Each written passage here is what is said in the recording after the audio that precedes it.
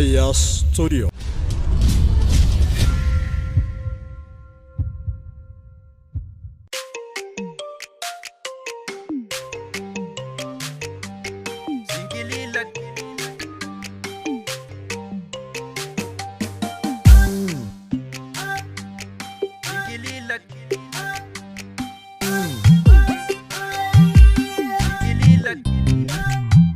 Singili lakaka singili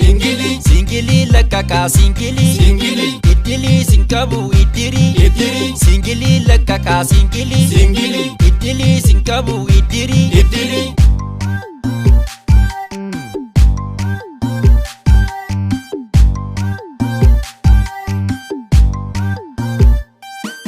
Jalalento makani lili Foadi jalati zilzili Chireshe ganama firfiri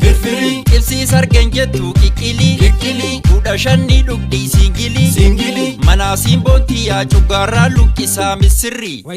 Lakani shegu ya kiltimi Murgisi lamarran kitimi Achuma machofte illimi Ani durba jette dingili Achuma nankabe kifili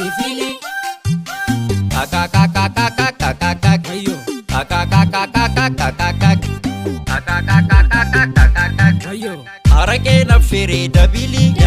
Nyatane bifabte digiri Namata sankabdu fikiri Abdarin kumbolcha tafki sitana ku kinkini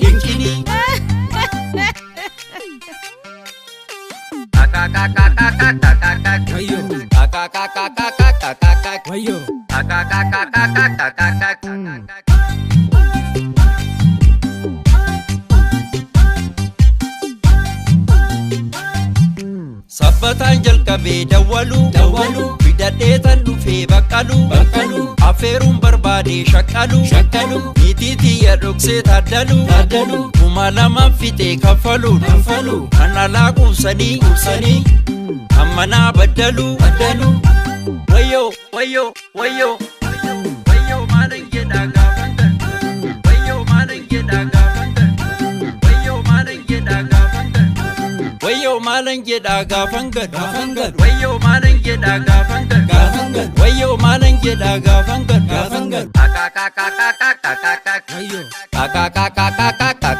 Wayyo maanan jedha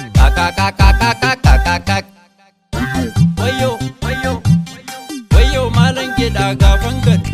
Wayyo maanan jedha gaafangad